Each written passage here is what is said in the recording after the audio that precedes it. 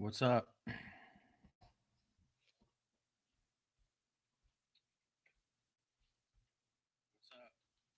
All right, let's go over this. Let's go over this case. A lot of people, a lot of folks is disappointed that Tory Lanez was found guilty, and I'm not completely shocked. I always told people there's about a 35% chance that they're gonna find this man guilty. I was leaning towards defense. I was leaning towards all the reasonable doubt that the defense attorney brought up, especially after last week, after Friday, after the DNA expert, after the GSR. I was like, this defense attorney has poked holes in almost every theory the prosecution has presented. But then you got Sean Kelly. Sean Kelly testified earlier this week. I believe that was, when did Sean Kelly testify? It would have been probably Tuesday or Wednesday. And Sean Kelly was a defense witness, but this guy ended up testifying for the prosecution. And once Sean Kelly finished testifying, I believe that all the momentum that the defense had coming out of last week, coming out of the GSR evidence, coming out of the lack of DNA evidence on Friday, I think they lost all that momentum. And Sean Kelly pretty much flipped the whole case with his testimony because he actually puts the weapon or something that he thought was a weapon in the little guy's hand. And he said the little guy, the shorter guy, shot 4 or 5 times after seeing muzzle flash coming from the girl.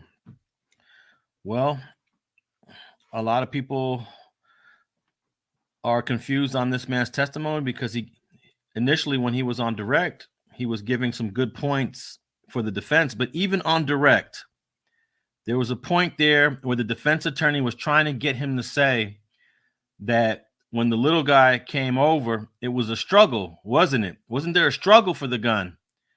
And he said, no, it really wasn't a struggle. The little guy just grabbed whatever was in her hand and started firing. So that pretty much killed the whole defense strategy. I even think the father went on a rant outside the courthouse that I didn't get to hear, where he was very critical of Sean Kelly. And I guess the father felt it. The father felt that Sean Kelly's testimony was detrimental.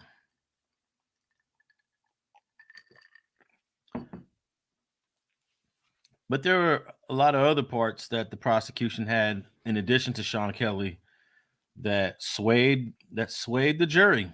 And you got to remember, this jury is also majority women. The final, I'm not sure if it was 8 women or 7 women. This might have been an 8-4 jury or a 7-5 jury pro women. I'll get a confirmation on that. But nevertheless, majority women in this jury. We also had Weinstein was just found guilty a couple days ago on the 9th floor. We're on the 15th floor. The Tory Lanez trial is on the 15th floor. You got Weinstein on the 9th floor being found guilty just a few days before. 18 Wheels of Steel says it was 7 women and 8 men. Yeah, they actually had a woman that was excused. The first woman that was excused was replaced by a guy. So check this out. Do you know what the original jury would have been? Let me think here. There were 2 women excused, 1 guy replaced. Okay, so originally it would have been 8-4. Let me think. It was 8-4. Then they replaced a female with a male, made it 7-5, and then they replaced another female with a female and stayed 7-5. Okay, originally it was 8-4, and then it changed to 7-5. Yeah, Harvey Weinstein or Weinstein was on the 9th floor in the same courthouse being convicted of some charges. He was acquitted on some, but he was convicted on enough charges to where bro ain't never getting out, because he still got to go to New York and serve his time there. And I don't know how old Weinstein is. Let me see. Let me find out how old this guy is. And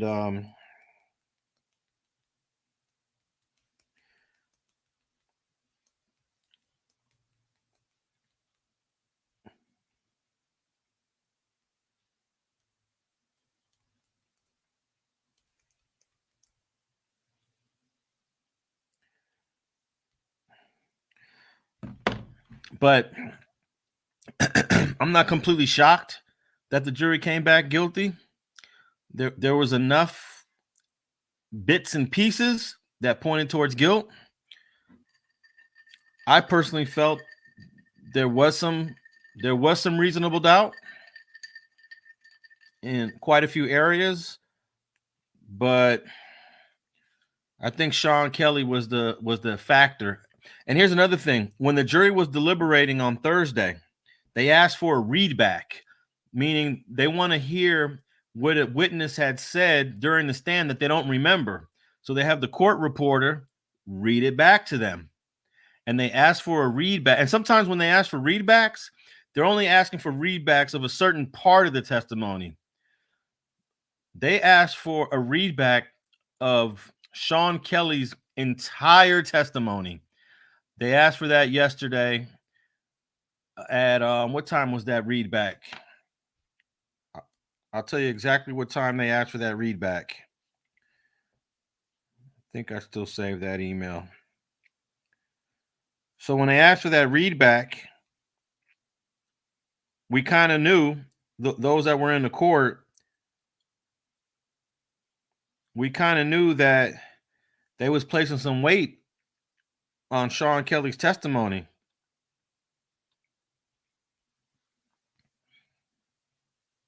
Let me see if I have a time on that readback.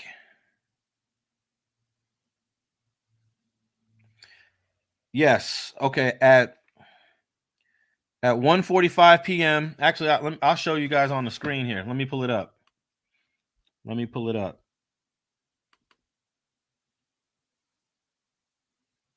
Here we go. Let me show you what exactly what happened yesterday when they asked for a readback. Let's see here if I could I'm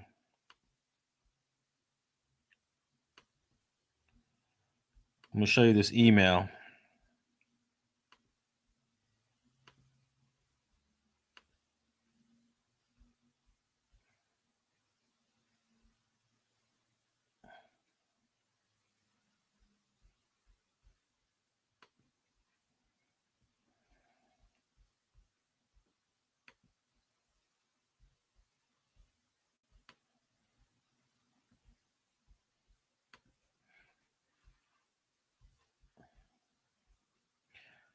Here's the email on the readback.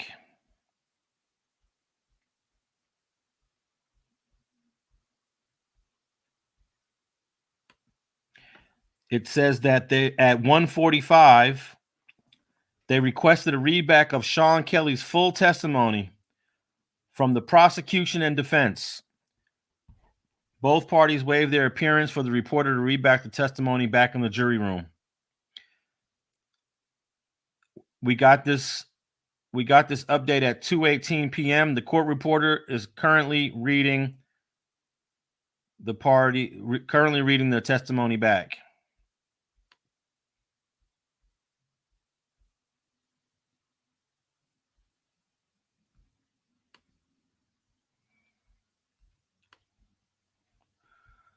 So that means that when they asked for that readback,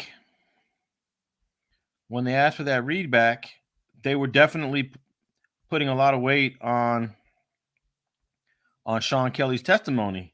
I mean, they asked for a readback of the entire testimony. So you know how long that must have took? At least an hour. No, at least an hour. At least an hour to read that back. So what do you guys think of that?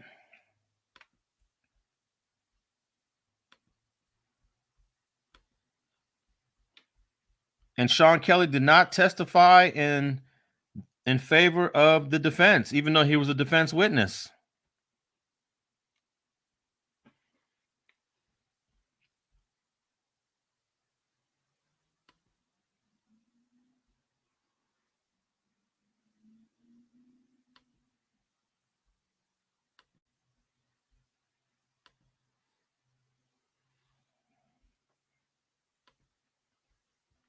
I think that was the tipping point. That was the tipping point.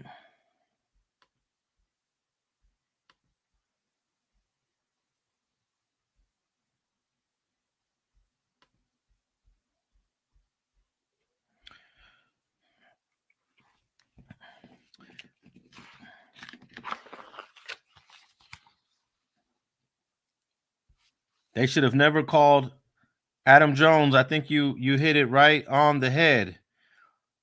On Friday, I felt like they already had all the momentum they needed for reasonable doubt.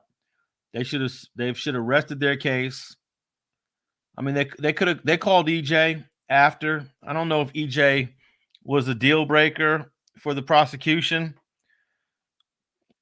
I definitely think EJ helped the defense slightly. But after the DNA evidence, after the GSR evidence, after hearing the testimony from Megan and Kelsey, I think the defense had its best chance. Bringing Sean Kelly just flipped the whole case upside down. Bringing in Sean Kelly just completely flipped this case upside down. And it was so cringe listening to the defense attorney trying to get him to say there was a fight for the gun when he wasn't going to say it. It was just like, move on, defense attorney, from that point. Other than that, I think the defense attorney did a pretty good job. He did a pretty good job poking holes at all of the prosecution's theories. And I mean, he did as best a job as he could. But when it came to Sean Kelly, that's probably the biggest blunder in the defense attorney's case. Not only calling him to court, but also the way he was questioning him. It was like, dude, move on. It was just all right. So Lewis Akins Jr. asks, so Alex, if Tory Lanez didn't shoot Megan Thee Stallion, who shot her? That's why drunken people should never carry a firearm. Look, it's clearly either Kelsey or Tory did it. And I felt that the reasonable doubt was definitely there because Kelsey did not want to testify in this case because of self-incrimination. She plead the fifth. She invoked her Fifth Amendment right. And after that, we were like, damn, this woman doesn't want to testify. And then when she said, I'm trying to protect myself from self-incrimination, I was like, okay, maybe this theory that Kelsey's the shooter has some legs. And I know the reason why they brought Sean Kelly to court. Sean Kelly is the only witness that sees the girls fighting. And to see the girls fighting was important. We already got a sense that the girls had a fight, but Kelsey didn't want to talk about it. Neither did Megan. Megan didn't want to talk about the fight. Neither did Kelsey. So Megan completely denied the fight. Kelsey, she denied the fight, but when she was pressed, she said, maybe there was a bump. And the defense attorney was like, a bump? You really, just a bump? So that's all he was able to get from her. So he needed Sean Kelly to say he saw two girls fighting. But I believe he established that the two girls were fighting. I was convinced that the girls were fighting before Sean Kelly came to court.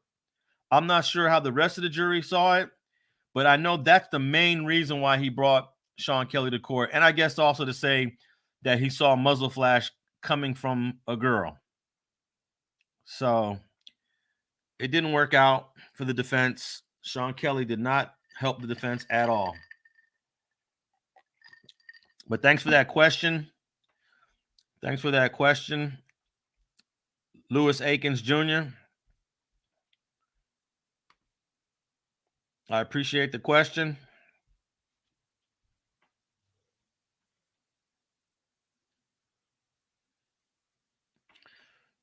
Drunken people should never carry firearms.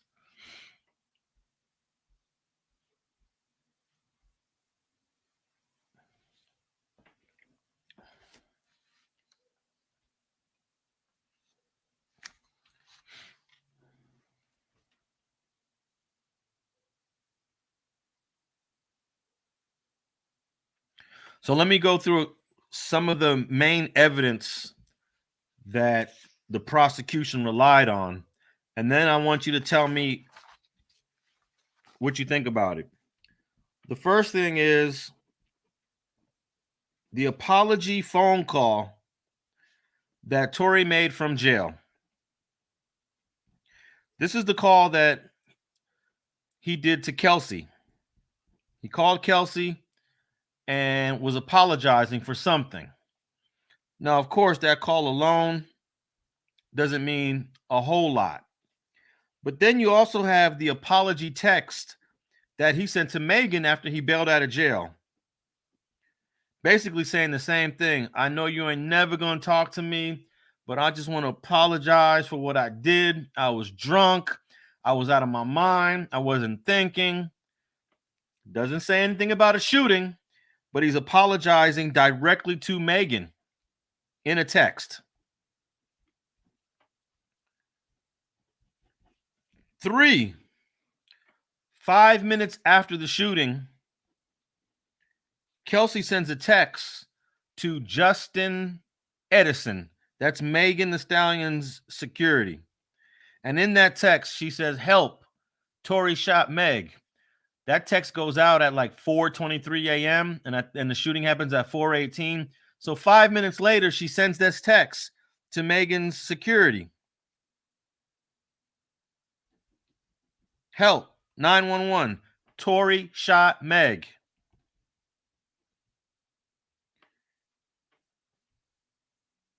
And then there's the Instagram post. And in this Instagram post, somebody put, "I heard that Kelsey Harris shot Megan." And from Torey Lanez verified Instagram account with 11 million followers, they respond to that comment by saying that's not true. So each one of these separately and independently don't really mean much, right? But when you add it all together and you start layering it out, what do you think? When you start to layer out all of these circumstances, what do you think?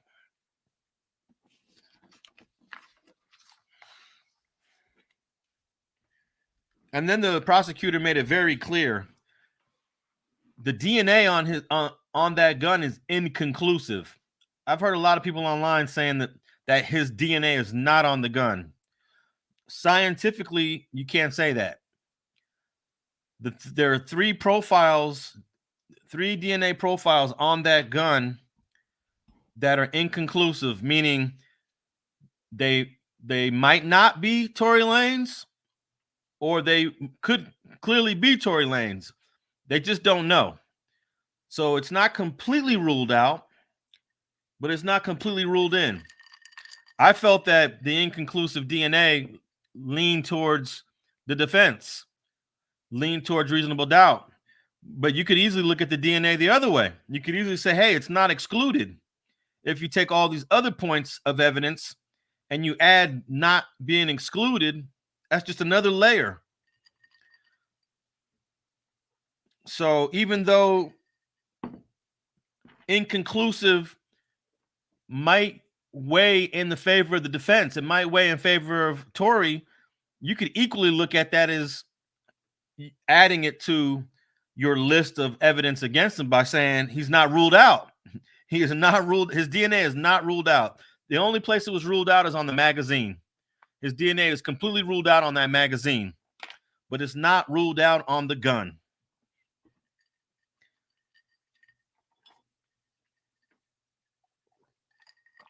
So if you hear people saying his DNA was not on the gun, that's not exactly accurate. It's not exactly accurate. But I can tell you personally, if your DNA is not fully, it's not fully known, it's if it's not determined, I'm probably going to weigh towards the defense on that. Inconclusive, I'm going with the defense on that. But inconclusive, it's up to you. You can go either way with inconclusive. You know, you can think the opposite of me and say, look, inconclusive doesn't rule them out. Plus, there's all these other things. So, inconclusive is a tie match. Hey, I think NK said it best. Inconclusive is a tie. You can say, all right, that's pro-defense, or you can equally say, you know what? It doesn't rule them out. That's pro-prosecution. So, but I did feel that the DNA evidence favored the defense, because they also the defense also said if a man just handled a gun, he touched it, he held it, he shot it 4 or 5 times, would you expect his DNA on that gun? And both experts said yes, it should be on that gun. It should be on that gun, but it wasn't. What's up, love? Do you think his appeal will work in his favor? If so, what's the process? Well, one of the ways he can get an appeal is by going over all the objections that the defense made, where the judge objected to, where the judge overruled. So whoever his appellate attorney is going to be, they're going to look at the transcripts, and they're going to look at all the places where his defense attorney objected and the judge disagreed. And if there's any of those objections where the judge disagreed and it goes against law, then he has a grounds for appeal. So the defense attorney was very good at putting all his objections out there. And that's the reason why he's objecting. He's objecting just in case his client is found guilty, that he can come back later and say, look, I objected when you guys, like, for example, they brought his gun arrest into this case. Tory Lanez either 2017 or 2018 gun arrest in Florida. The defense objected and said, look, this guy went on diversion. This guy got the case dismissed after 2 months. The process, they argued back and forth on why they should bring that in. Ultimately, the judge allowed him to bring it in because it was kind of brought in through the discussion of Megan saying that Tory Lanez said that Tory Lanez told Megan, I'm on probation after the shooting. I'm on probation. Please don't tell the police. That's something that Megan said, Tory said to her.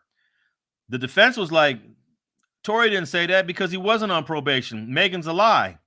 The prosecution was basically saying Megan's not a liar. This man told her he was on probation. So because this whole conversation about him being on probation, they had to bring the gun case in. Now, I'm not saying it was right or wrong, but let's just say, for example, the judge was wrong on allowing that gun case to come into this trial. Then boom, he's got the right to a retrial. If the appellate court finds that the judge was wrong about allowing that gun case to come in. I was thinking it was wrong for it to come in, but because there was so much conversation about was Tory Lanez on probation, it opened up the door for it to come in. But we'll see. But that would be an example. Another example is let's say Jaquan. Let's say Jaquan, the driver, he comes forward and says, I saw the whole thing and Tory didn't shoot nobody.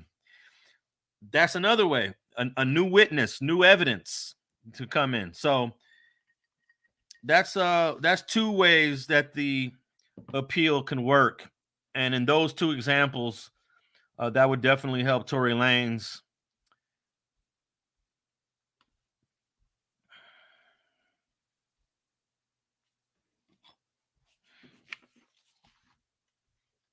Megan lied on national TV about smashing Tory. She's not credible. I 100% agree. Megan was an obvious liar. While she was testifying, she was lying. Then they brought up all the lies she had told from the very first night to 4 days after the shooting, to her interview with Detective Stogner, to her interview on television with Gayle King, to her lives on Instagram, and then to her actual testimony. There were at least 4 or 5 lies in her testimony. She denied that she was upset about Kylie Jenner. We know that's let's go through her lies on testimony. See if I can remember them all. She said that she was not upset about Kylie and Tory Lanez. Well, we knew that wasn't true, but then EJ, when he testified, he said she was very irritated or agitated over that. 2, she said that they never left Kylie's and came back and then left again. So we know that's not true. We know that her and Kelsey left with Quan, then they came back and then left again with Tory. So that's a second lie. She also, when they got in the car and they pulled over the first time, when Megan wanted to get out the car and she sat at a bus stop on Sunset, she denied that ever happened.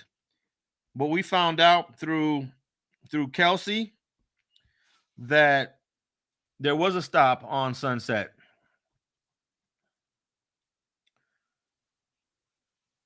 And I'll answer your question in a second, love. I'm just trying to think of all the lies. I'm over here on a roll. I got 3. I'm talking about lies on the stand, not lies that she said elsewhere. That's 3 that I have right now. But let me see. Let me read this question. Can the inconsistency of the testimonies help him on his appeal, or just the objections? I'm not 100% sure if the inconsistencies, because you can say there's a bunch of inconsistencies in Megan's testimony, but the jury could say that we found him guilty based on this other evidence. We found him guilty based on what Sean Kelly said, the email, the text, the call. They could have completely disregarded Megan's testimony. So that wouldn't be a way that you could appeal. But let's see if I could remember all of Megan's lies on the stand. And if you could remember, if you guys heard of some, I'll tell you if they're accurate or not. Oh, she said they never had a fight. She said she never fought with Kelsey. That's number 4. We know for a fact that there was a fight between both of them. Also, she said when she got out the car, she walked forward and then she got shot. Well, we know she didn't walk forward and get shot. She walked back to where Kelsey was, got into a fight, and then the shooting happened later. So she did not walk forward. She walked backwards. So that's number 5. And I'm just trying to remember these off the top of my head. She lied about being a female.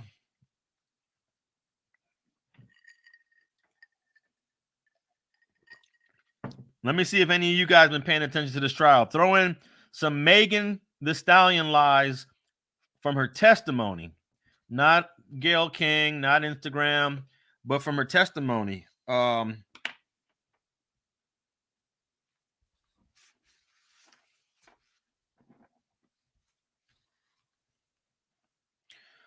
Look, everybody had shaky testimony. Everyone had shaky testimony. There's no doubt about it. What am I sipping on? This is just some coffee. Coffee black. Iced coffee.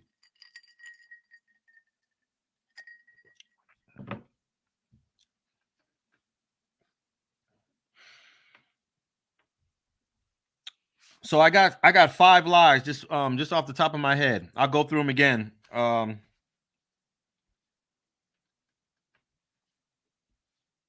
Oh, another one is when asked what did Kelsey mean about being backdoored again, she completely denied what Kelsey meant by being backdoored. And of course, that's her starting a relationship with Tory Lanez after she knew her best friend was in a sexual relationship with Tory Lanez.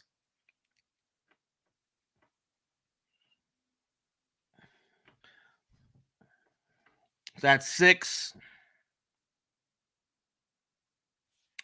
Oh, here's another one. When asked if she was drinking at Kylie Jenner's house, her answer was a little bit.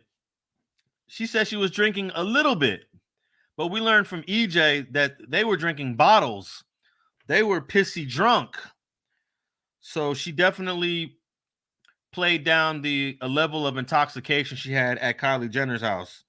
She was drunk. That's 7. That's 7 lies. I could probably come up with 10, 11, or 12 if I look at my notes. But you know what? None of that matters. None of that matters because you can still disregard her whole testimony, and there's a whole bunch of other evidence that the jury used.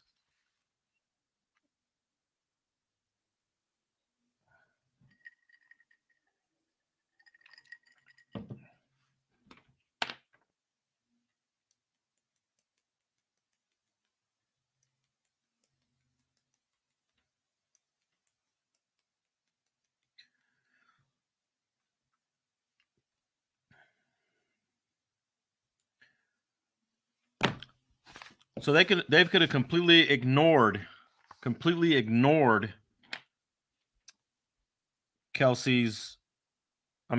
Megan's testimony. Correct me if I'm wrong, love.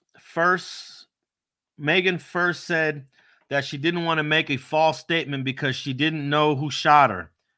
That's correct. That was something she said to the police, to Detective Stogner, in an earlier interview. So that wasn't said. That was previously said. So she did say that she didn't want to make a false statement. That is true.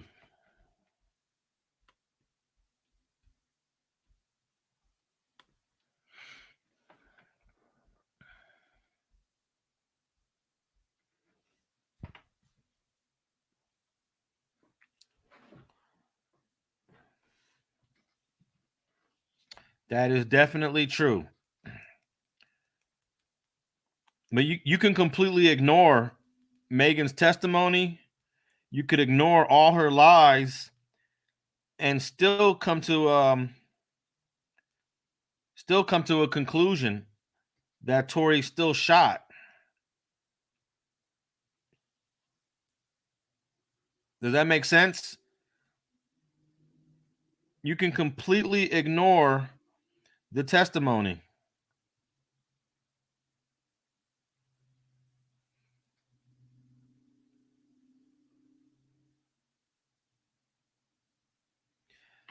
So even if you believe Megan's a liar, Megan is telling misinformation, it doesn't matter because there are other points of evidence that they could rely on. So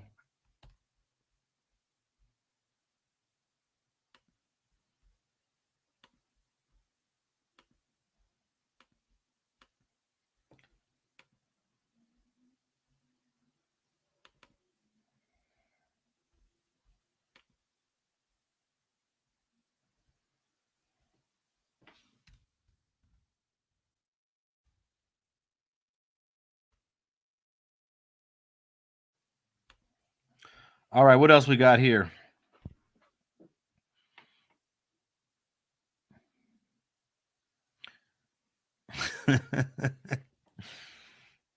That's funny. Can you break down Sean Kelly's testimony in sequence? Let me see if I have my notes with me. ha, ha.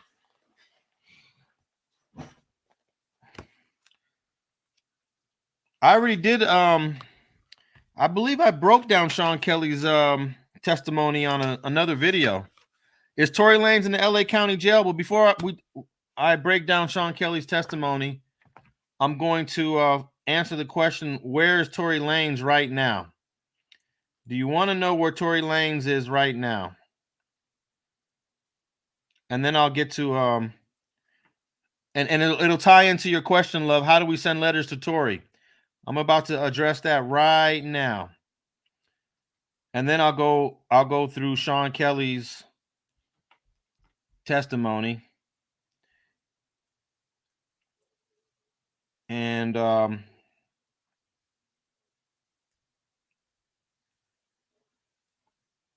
give me a quick second here. I'm going to show you where Tory Lanez is at right now. And then I'm going to break down Sean Kelly's testimony.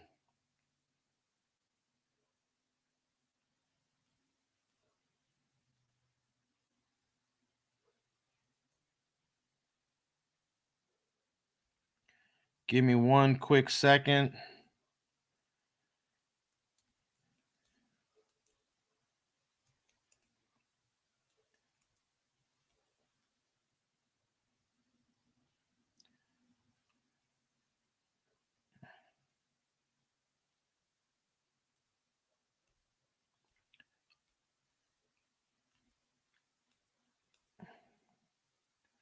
Give me one quick second. I'm going to show you where Tory Lanez is at right now. I'm gonna pull it up on my screen. So they took him into custody. All right, they took him into custody and they booked bro. And let me show you right here. I'm gonna share my screen because I'd already looked it up.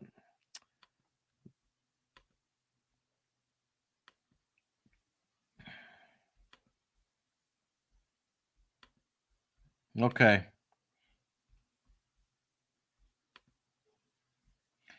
All right, so check this out here. Daystar Peterson. Date of birth, July 27th, 1992. He is 30 years old. They got him here as 5'7". They got him here as 5'7", 141 pounds, but I don't think he's 5'7". In court, the attorney in his closing argument said that my client is 5'2". And the attorney might have been giving him a smaller height just to make his point stronger, because he said that during the time that they were trying to say he was the one that dragged Kelsey out the car, and he was like, how can my client do all that? He's only 5'2". Got here 5'7". I'm gonna say he's probably like 5'4". Let's go with 5'4".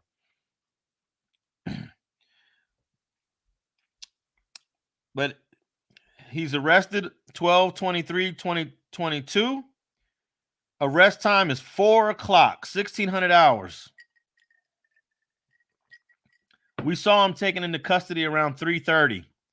So I guess they got it here as 4 o'clock. Time booked 4:16. 4:16. In fact, let me make that full screen. Let's make this full screen so you can see it. Booking location is Department 132 inside of the courthouse. And of course, he's got no bail. His bail was revoked. And this is his address, 450 Boucher Street, Los Angeles, California. He's in the reception. So I wouldn't write to this address just yet. I would wait a couple of days to see where he's at. But if you're going to write him, you got to use this number, this booking number right here. You put that booking number, Daystar Peterson, and that booking number on the top line. And then the second line, you put 450 Boucher Street. And then on the third line, Los Angeles, California. And then the zip code is 90012, I believe. You can look that up. Don't quote me on that. 90012. So this is the downtown Los Angeles County Jail, and let me pull it up for you real quick.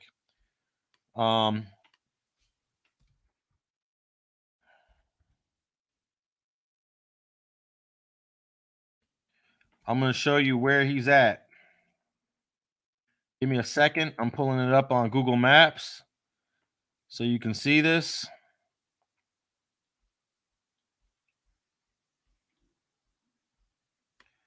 Some people like to call it the Twin Towers. But you actually you could write him here. He's just at the he's at the reception center part. You really can't get a sense of. This is the Twin Towers up close.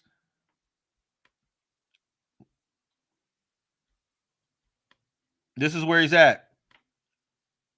Those two buildings right there.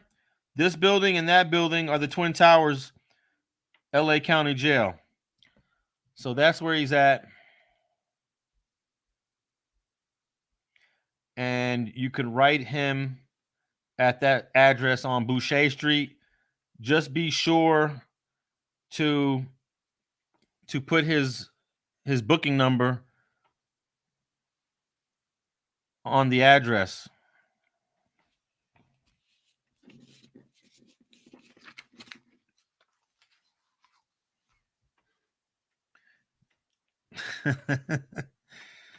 Oh man, y'all crazy. The spider up in here? Spider Logs up in here?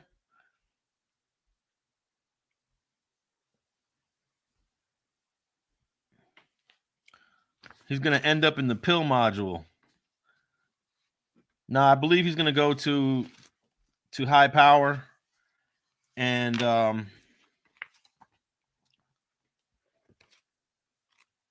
he'll be in a single man cell. Kells asked, do I think Quan would have made a huge difference if he had testified since he was involved in the altercation?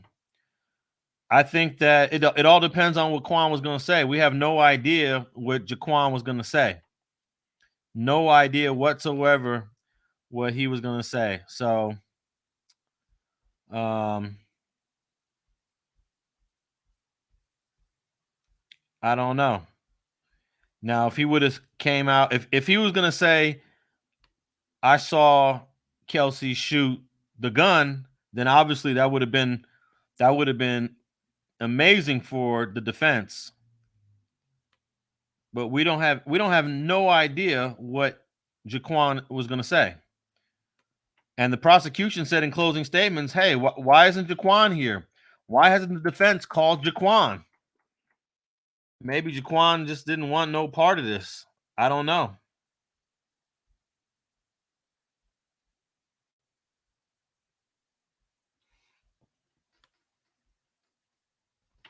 I really can't. I can't say if Jaquan would have helped or not because we have no idea what he would have said. So,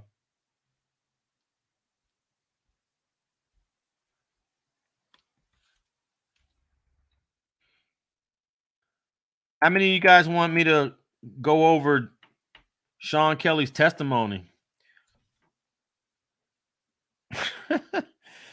Y'all's crazy.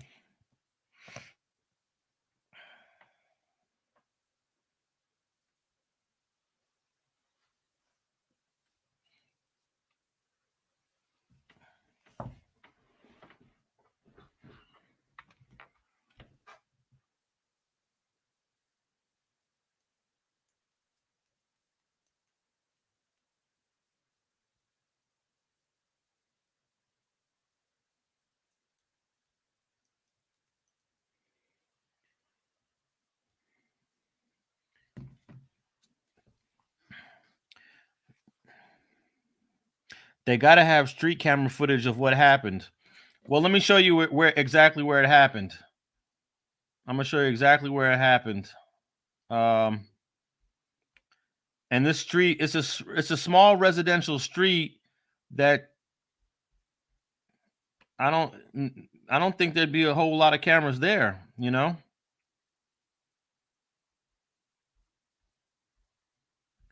I don't see a whole lot of cameras being there.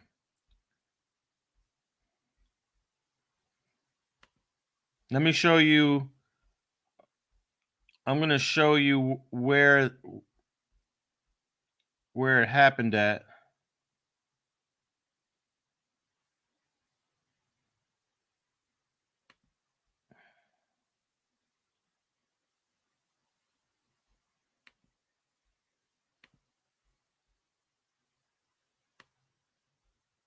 I don't think they had a lot of cameras. I mean, if they had cameras, they would have actually brought them in.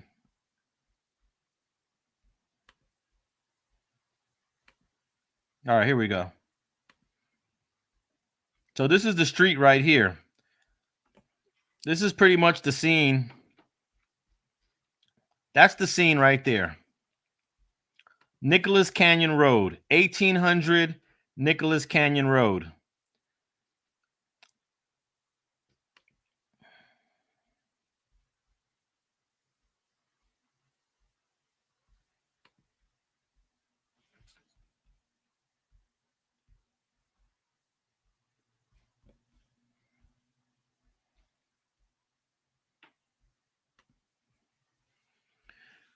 So does that look like a street that's going to have a whole lot of cameras on it? And that's the back of the guy's house. This is Sean Kelly's house right here. This is the back of Sean Kelly's house. The back of his house is on Nicholas Canyon Road. The front of his house is on the other side.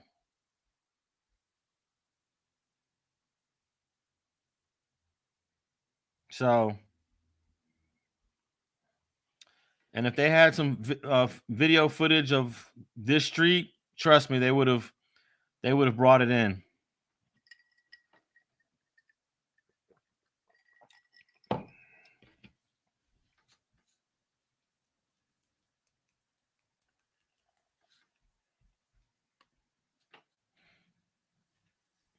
They cuffed him right in front of his son. They cuffed him in front of everybody. I mean, that's what happens in court when you're remanded after you're found guilty of a crime. Some judges will let you come back. They let Johann Messerly, the guy that shot and killed Oscar Grant on that Fruitvale platform, when he was found guilty. Wait, did they remand him? No. They let Johannes Messerly go home for a couple of weeks and then turn himself in. They could have turned him in. They could have let him go in, and he could have turned himself in later, but that wasn't done. I mean, I've seen it both ways. Get remanded right away, or you turn yourself in a couple of weeks later. Evan Creighton, we're going to do another Streets and Scholars next week like we do every week. I hope you guys been listening to it. Well, we just posted an episode like 2 or 3 days ago, and we talked about this case on the last episode. So tap into that, and also follow the Streets and Scholars podcast if you're not a follower. Apple, iTunes, Spotify, iHeart, Google Podcasts, Streets and Scholars. Please tap into Streets and Scholars. Yeah, they took him into custody. We just showed here. I'm gonna show you where he's booked at right now. For those who just tapped in, I'm gonna show you where he's at.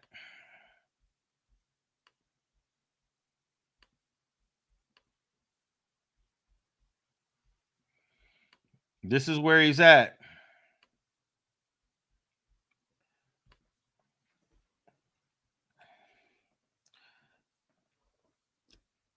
His booking number is 652-3038.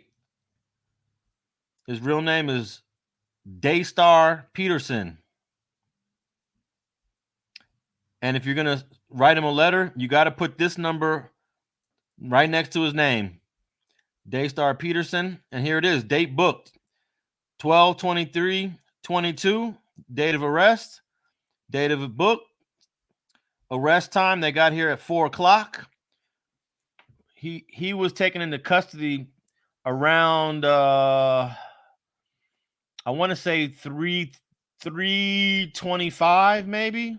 Let me see. I started to let me look at the time when I tweeted the commotion in court, because I'm just curious, what time did he get cuffed? I would say he got cuffed about a minute or two before I tweeted this. Let's see. Because they have here 4 o'clock. 1600 is 4 o'clock. And let me see here. I'm looking for the tweet.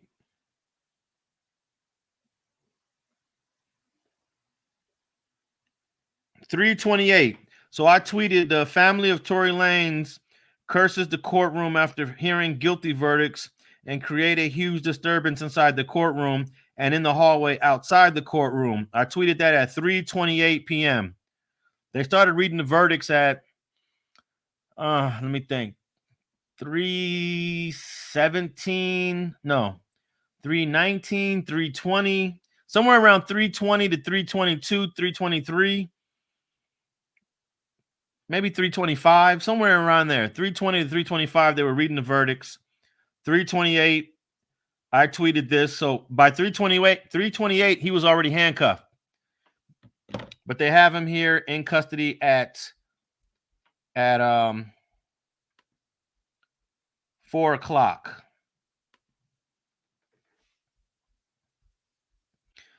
And he has no bail. You can't bail bro out at this point. He's already convicted of a crime. You cannot bail him out.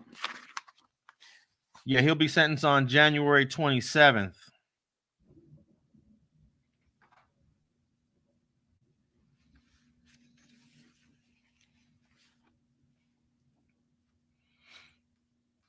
Sentencing will be January 27th of 2023. We're going into 2023. Can you believe that? 2023.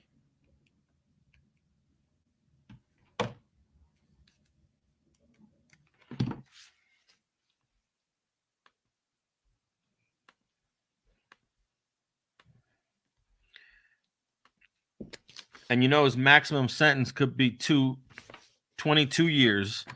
I don't anticipate bro getting 22 years. I do not anticipate him getting 22 years. I definitely don't.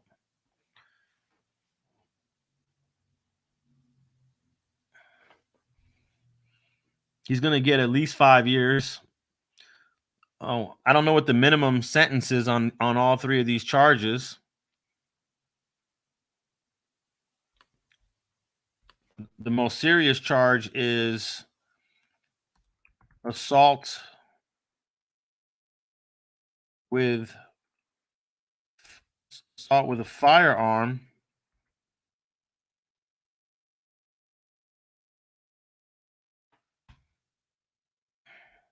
Anyone who commits an assault. Here, let me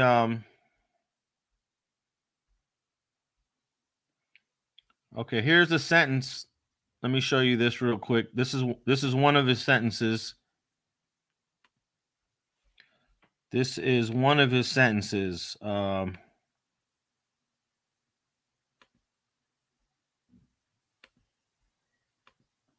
Let's check this out.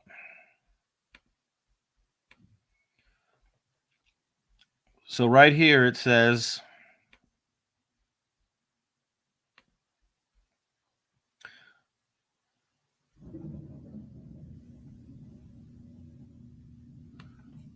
anyone who commits an assault on another person with a firearm shall be punished by imprisonment in the California State Prison for 2, 3, or 4 years, or in the county jail for no less than 6, but no more than 1.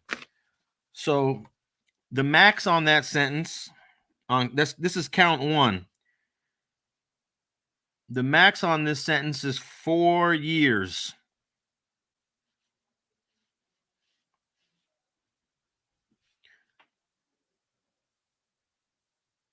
And the minimum is 6 months. That's on count 1. Let's go to count 3. Count 3 was negligent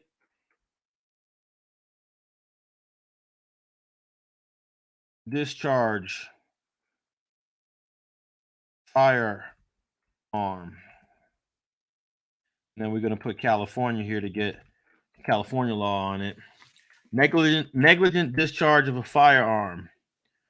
Let's see here if we got a sentence. And then let me just type in sentence. Negligent discharge of a firearm.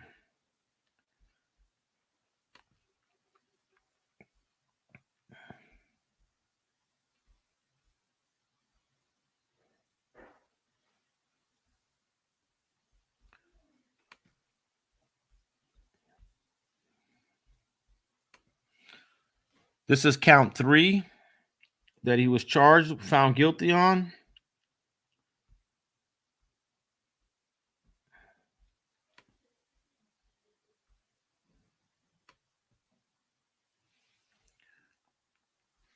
Negligent discharge of a firearm.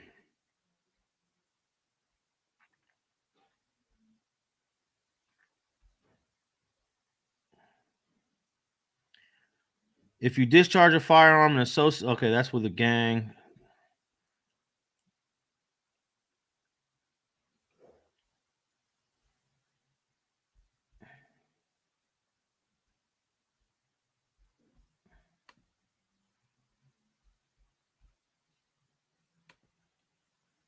I'm going to look up the max on a negligent discharging of a firearm.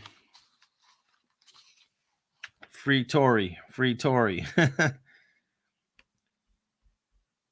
Let me get the sentence on that one. Negligent discharge firearm, California sentence.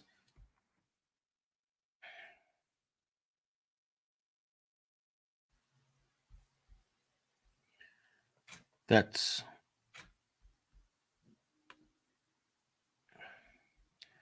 Penal Code 246.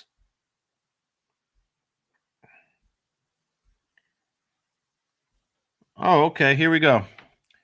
I found this attorney website here. Let me negligent discharge of a firearm does not carry a worse sentence. Anyone want to take a guess? Anyone want to take a guess on the punishment for a negligent discharge of a firearm? I'm about to show it right now. Give me some guesses. Negligent discharging of a firearm, and I gave you a hint. It's not as severe as the max on count 1. Count 1 is 4 years max. It's not as severe as count 1. Count 3, okay, we got 1 year, 2 years, 1 year. All right, let me pull it up for you real quick. We'll pull that up.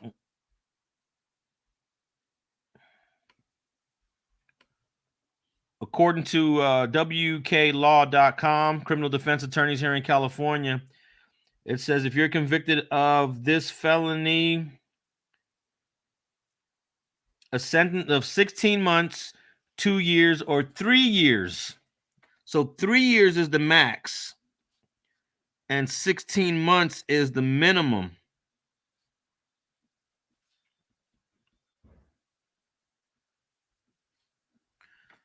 So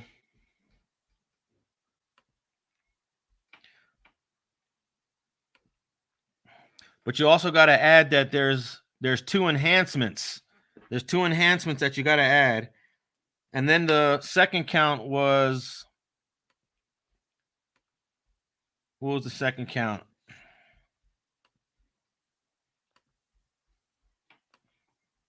Anyone remember what the second count was? Who remembers the second count?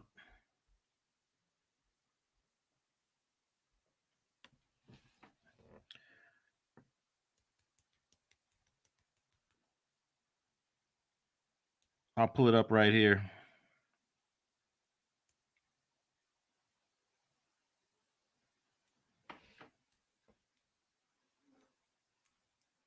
I got the charge sheets right here on my phone. Having a concealed firearm in a vehicle. Having a concealed firearm in a vehicle. How much time do you think that is? Yeah. IM 85. Possession of an unregistered firearm. Well, the way they have it written on the charge sheet, this would be Penal Code 254, having a concealed firearm in a vehicle not registered. So let's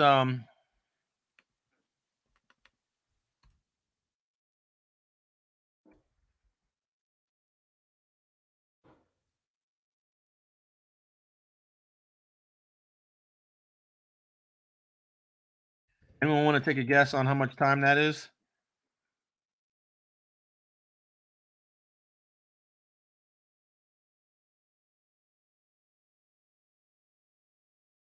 What's the max you think on that?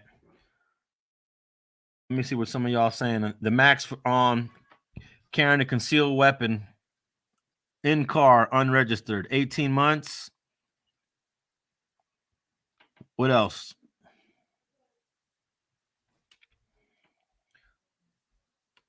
Let's see here.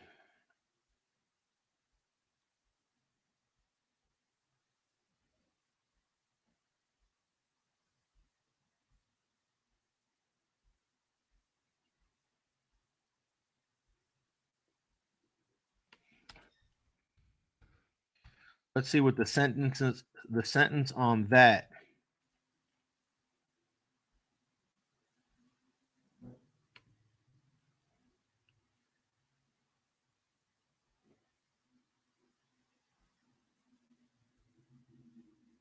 Wow.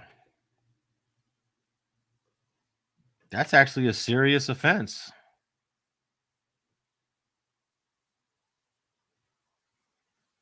Damn.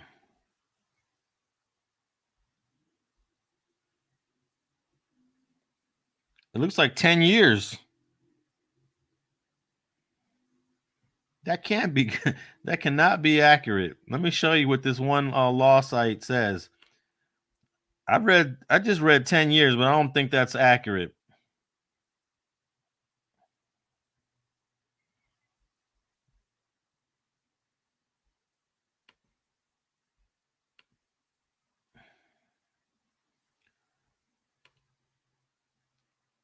I don't think that's accurate. Let me find another. Let me just show you with this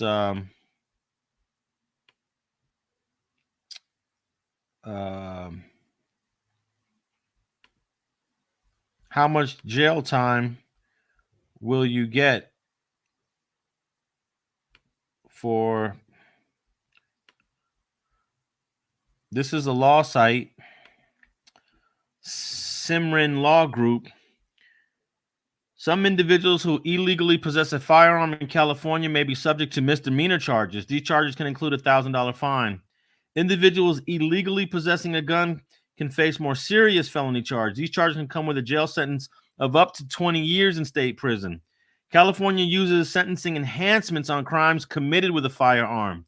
This means that additional years are added to the sentence if the gun was used while committing a serious felony, which occurred on count one is the serious felony. These enhancements allow judges to add the following to a prison sentence: 10 years if you possess a gun, 20 years if you fire the weapon, 25 years if you seriously hurt or kill someone with the gun. So that's one site.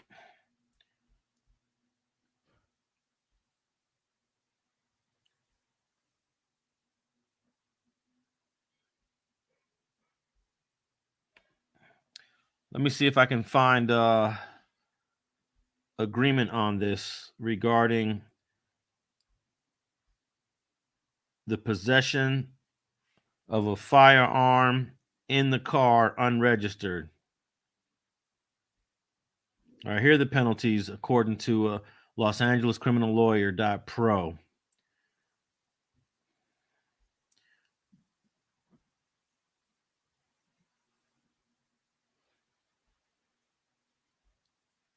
Okay. Not much there.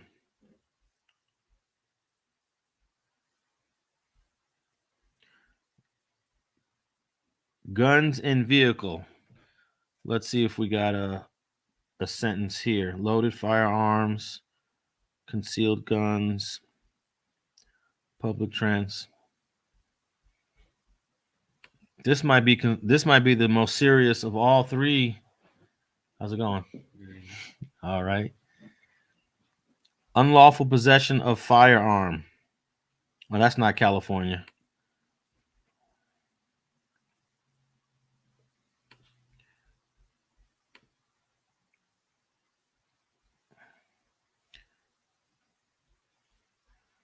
So this count 2 might be the most serious of all counts, actually. The unlawful possession of a gun in your car that's unregistered. Here we go. Possessing an unregistered firearm.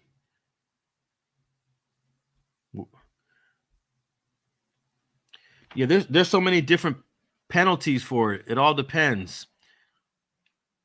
Let's see here.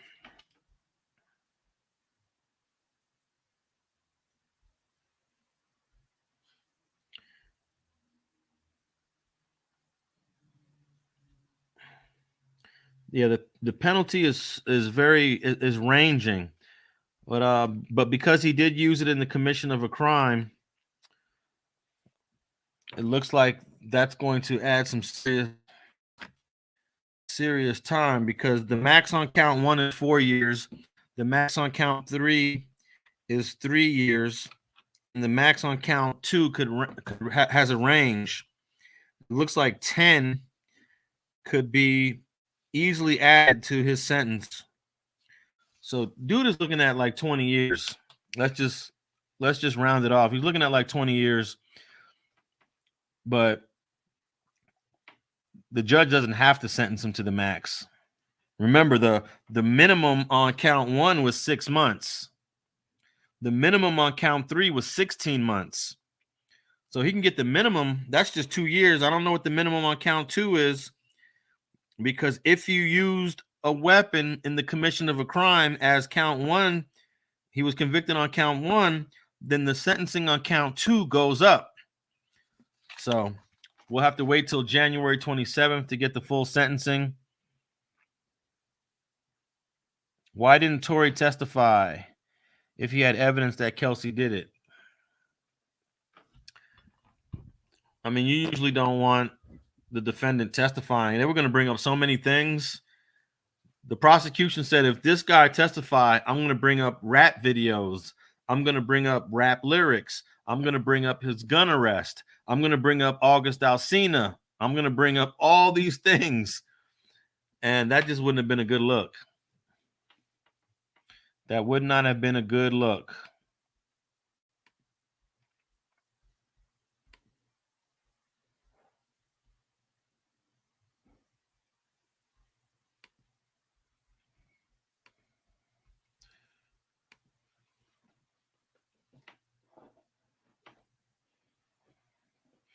Damn, Tiffany Black says she thinks she's going to get sentenced to 20 years. Man, that's incredible. Say it ain't so. Say it ain't so.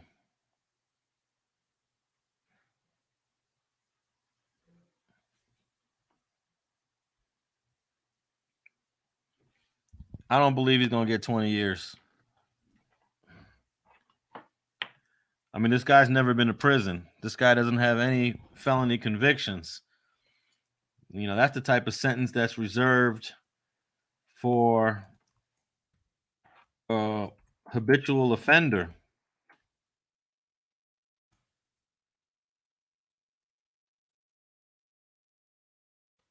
You think? Don't you think that's the type of sentence deserved for an habitual offender?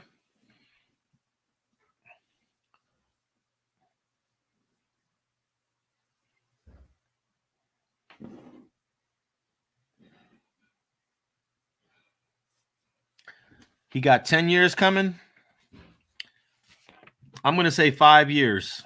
That's my prediction. 5 years for Tory Lanez. I think the judge might run everything concurrently. Give him the mid-sentence and an enhancement, The mid sentence could be what? What was the mid sentence on count one? I think the max was 4. The mid might be 2. Give him another 3. Give him 5 years and call it a day. I think 5 years. Prosecution's happy. The defense is happy, and he'll be out in like 4. So I'm gonna say 5 years. Anybody with me on 5 years? Give me a thumbs up if you believe 5 years, or a thumbs down. He's getting more than 5 years. I really don't see this punishable by more than 5 years in prison. Come on now. You feeling me on that? 5 years. I don't see this being punishable by more than 5 years in prison. I mean, the defense, his team, they're going to submit things to the court like this man is a father. He is the breadwinner for lots of folks. So many people are relying on this man. He's never been to prison before. So there's so many other factors that they could present to the court to say that this guy deserves the minimum sentence.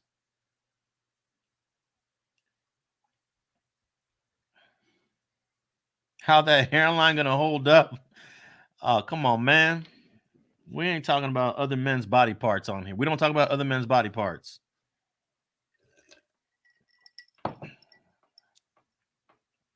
How much do you think he had to pay his lawyers, though? If I was his lawyer, I probably would have 50,000 off the top, 100,000. You know, this ain't a murder case. You know, a murder case, you might have to pay your attorney 150,000, 200,000.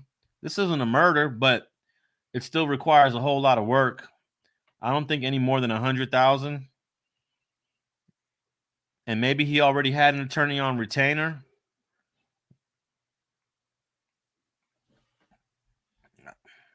But I have no idea. I have no idea how much.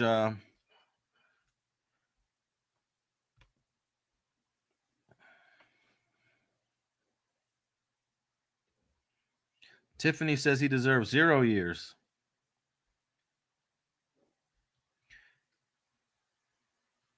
Can he get deported, though? He's definitely eligible to be deported. There's no doubt about it.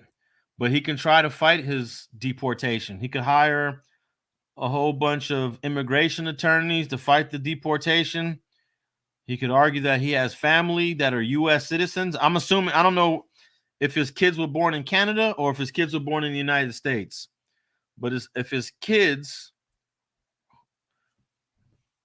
were born in the United States, have U.S. citizenship, and they need their father in his life, you know, most judges don't want to tear families apart. So he can fight it. I've seen a couple of guys win their deportation battles.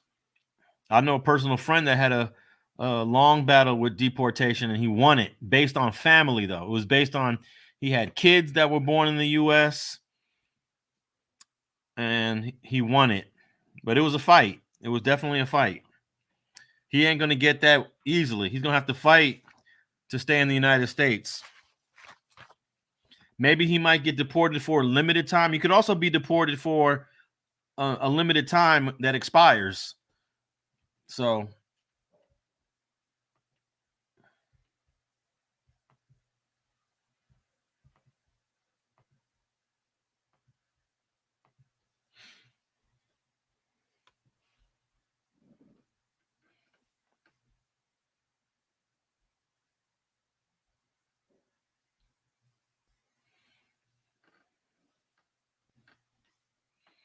ricochet a bullet and pay such a heavy price. Anytime you fire a gun in the state of California, even if you shoot a gun in the air, and you get caught for that, it's a felony. You don't even have to hurt anyone.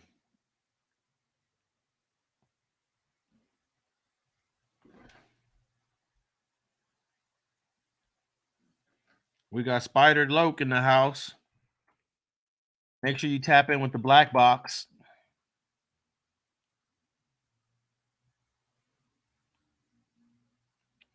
But I really didn't think all 12 jurors were going to find him guilty. I just believed there had to be 1, 2, or 3 holdouts. There was just so many holes that the defense punctured in the prosecution's case. But I think Sean Kelly, that witness Sean Kelly, buried the defense. Buried the defense. They had this case before that guy came to court.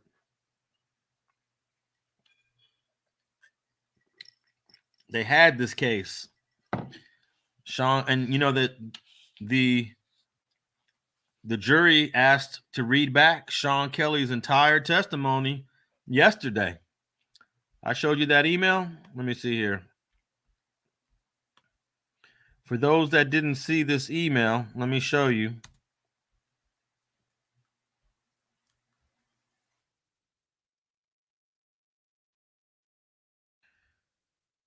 I'm going to show you.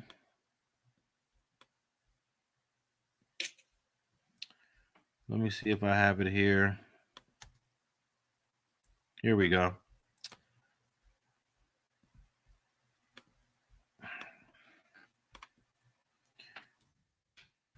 I'm going to show you what the jury requested yesterday on a readback.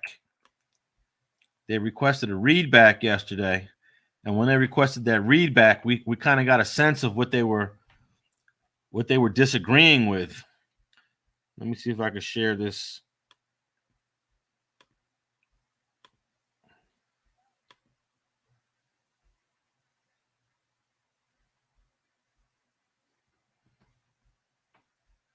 Let me see if I can share this screen part. Let me see here.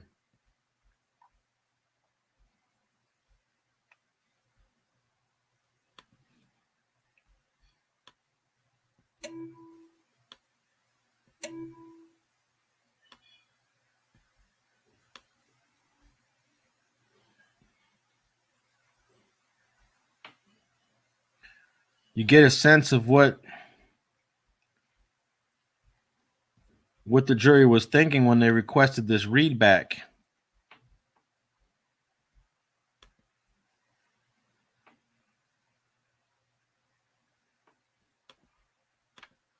Let me show you real quick.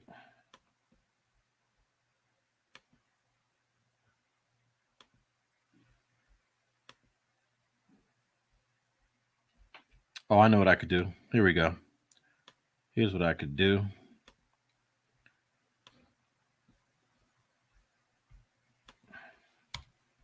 Here we go.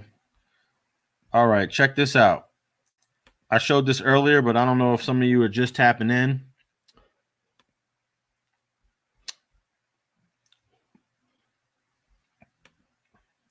But we learned this yesterday while the jury was deliberating.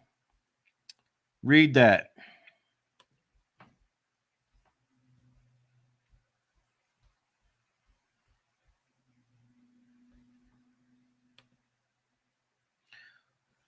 Jurors in the case of People versus Daystar Peterson notified the court at 1:45 that they had a question. They requested readback of Sean Kelly's full testimony from prosecution and defense. Y'all know what that means? What does that mean, y'all?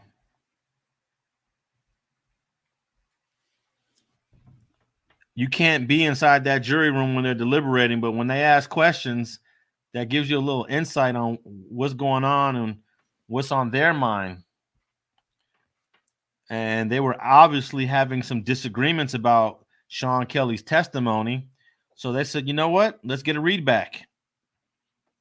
Let's go through this guy's whole testimony. And I already knew that Sean Kelly's testimony was bad for the defense.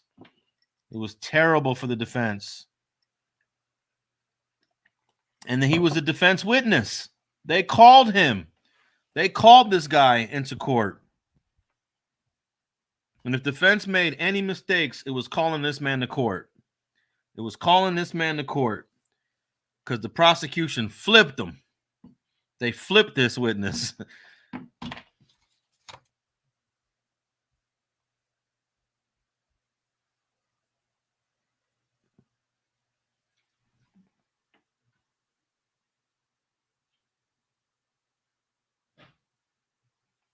They also asked for Kelsey's statement. I don't remember that one. Let me check my emails. I don't think they asked for Kelsey's statement. Maybe I'm wrong.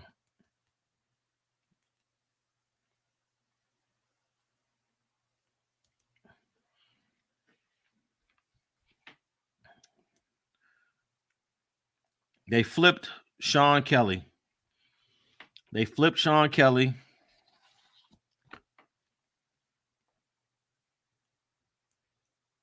And the jurors decided to read back the entire testimony of Sean Kelly.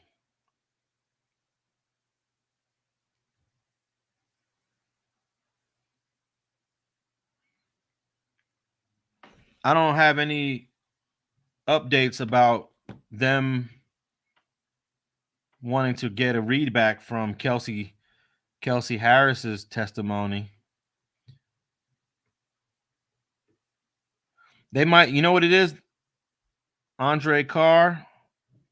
They might not have gotten a readback. They probably listened to the statement she made, the audio statement, which was already in the room with them.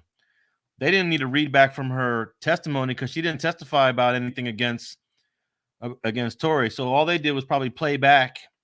They played back her statement from September of 2022.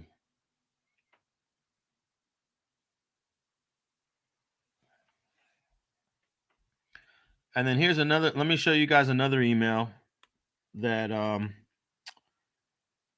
another update. Let's see here. I thought this was interesting.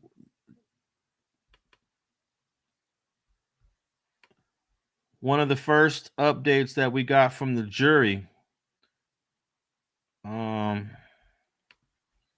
me find this. Okay, here we go. Let me show you this other one.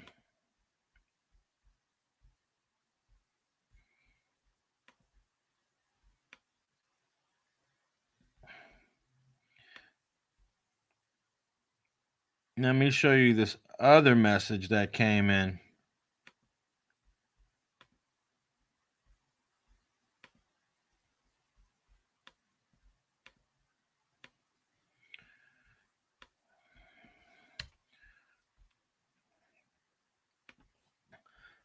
This was an update that came in also on Thursday at 3:50 p.m.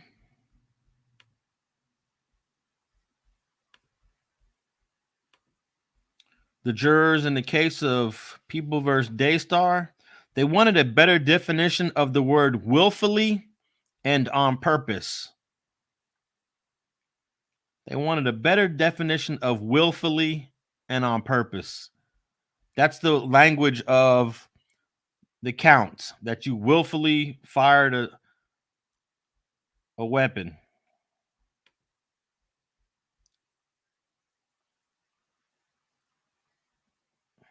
Andre Carr, why don't you tap in?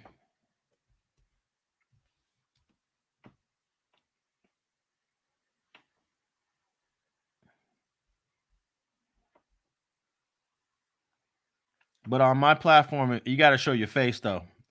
If you don't show your face, then it's not credible if you're hiding behind something. So just keep that in mind.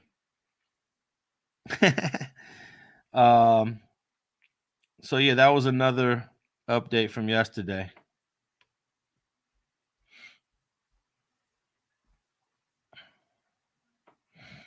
All right, y'all. I've been on here a good amount of time. I hope that you guys enjoyed this live. And that's correct. Morgan Mills, Kelsey was tested for GSR, not for DNA. Kelsey had GSR, gunshot residue on her hand, which I thought was interesting. I thought that was in favor of the defense, but they never did any sort of DNA test on her.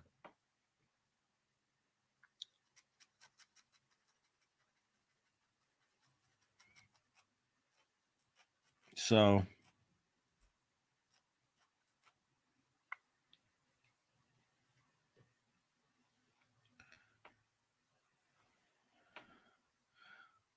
thank you so much for your coverage, Alex. I appreciate it. You know, I enjoy checking out these trials. I enjoy it, and it always keeps me sharp too. Seeing new cases, it keeps me sharp for other work that I have to do. So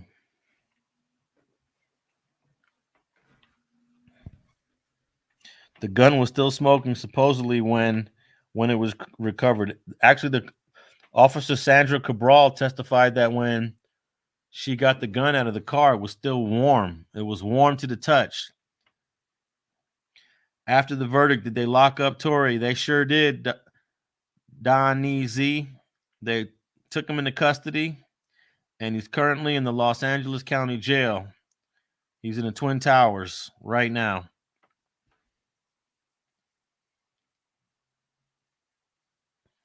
He is in the Los Angeles County Jail, one of the biggest, not one of the largest jail facility in the United States of America. The Los Angeles County Jail. The last I checked, there were 20 inmates in the Los Angeles County Jail. Let me look that up right now.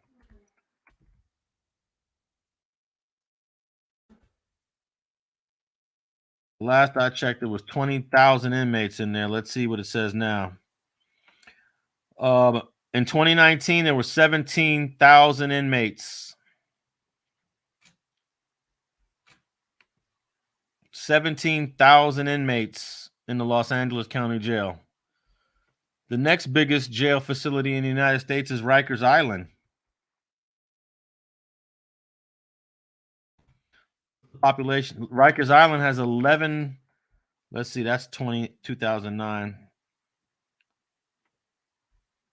Yeah, Rikers Island has about half that. So, LA County Jail houses more inmates. You know what?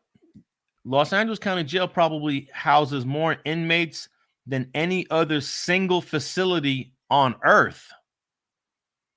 Let's check that out.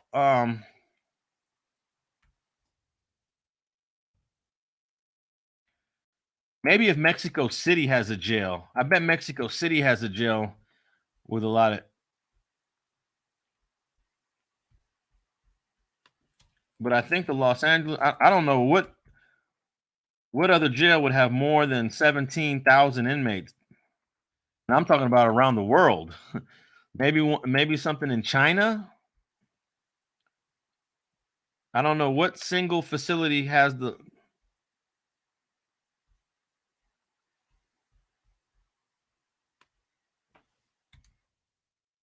Does anyone know? Largest population of inmates? Wow. The largest jail in the world is Los Angeles's Twin Towers. Let me see if that's let me get double confirmation on that. Let's get double confirmation on that.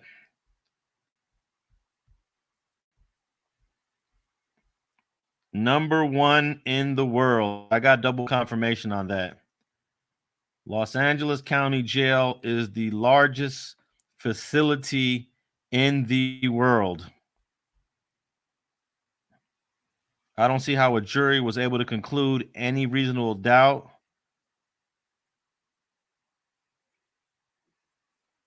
that Tory was guilty.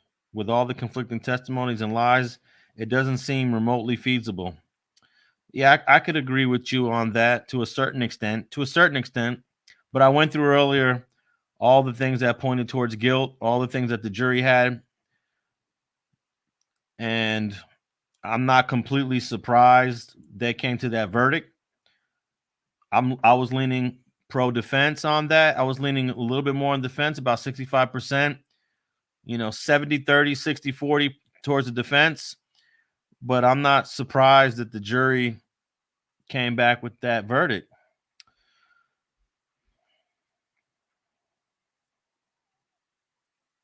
All right. Thanks for tapping in with Street TV on another live. And be sure to tap in with Streets and Scholars podcast. Please go do a search right now, Streets and Scholars podcast, and I'm gonna give a breakdown. Me and FG will talk about this case and other cases as well. Streets and Scholars podcast on iHeart, iTunes, Spotify, wherever you listen to podcasts. Tap in on that and have a good night.